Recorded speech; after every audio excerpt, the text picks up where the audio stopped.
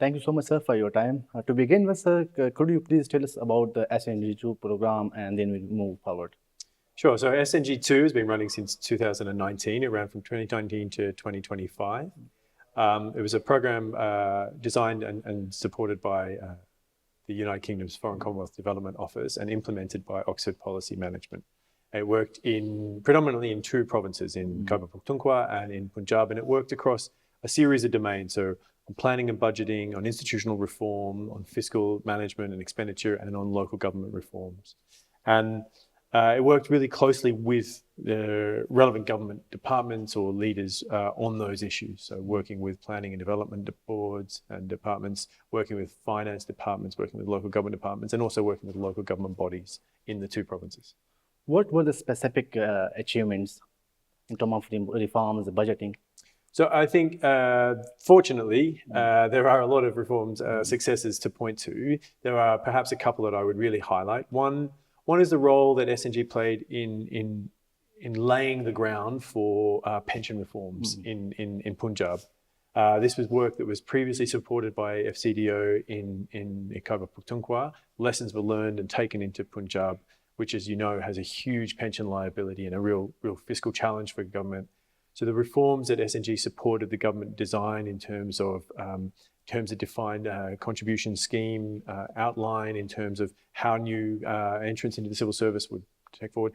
Those reforms really paved the way for much stronger fiscal discipline within the government of Punjab and are now being supported by other development partners, including the Asian Development Bank, to roll out across government, effectively putting Punjab into a much stronger fiscal sort of footing into the future and really bringing down those pension liabilities.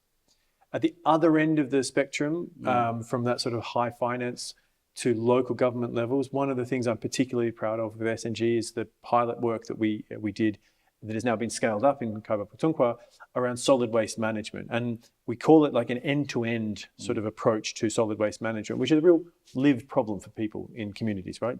You know, rubbish piles up at the end of the street or isn't collected. The approach that SNG took in tackling this was to understand the nature of the problem, literally mapping all the refuse sites, all the recycling sites across communities, build a coalition within communities of community activists, community members themselves, local NGOs, as well as government representatives, to come together to design a solution. And then importantly, find a way of self-financing that. So local level, things like building recycling centres that turn the waste into product that can be sold, and thereby funding the effort at the community level. And what we found was that if you build a service that actually delivers for local communities and local community members, people are willing to pay a small fee. So one of the really key achievements, I think, particularly as it's been scaled up in Khyber Pakhtunkhwa, is that if you build a good service, people will pay for it. And in doing so, you sustain that effort long term. So last questions, what were the challenges that you faced during implementation and what comes next?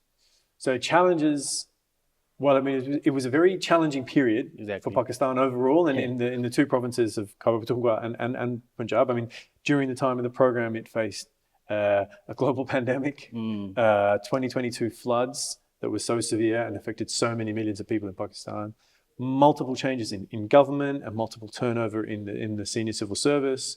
So there were a lot of kind of context challenges that SNG faced. I think the reason that SNG was able to succeed despite those is that at its heart, it is an adaptive program. It's a flexible program. So it learned the lessons of how do you work within a changing and fluid environment? What do you need to do to understand, to work with reformers in government in that change? So it navigated some very challenging contexts over the years that it operated. What comes next is actually for the British High Commission and FCDO in Pakistan, learning these lessons from SNG and spreading them out across the entire development portfolio.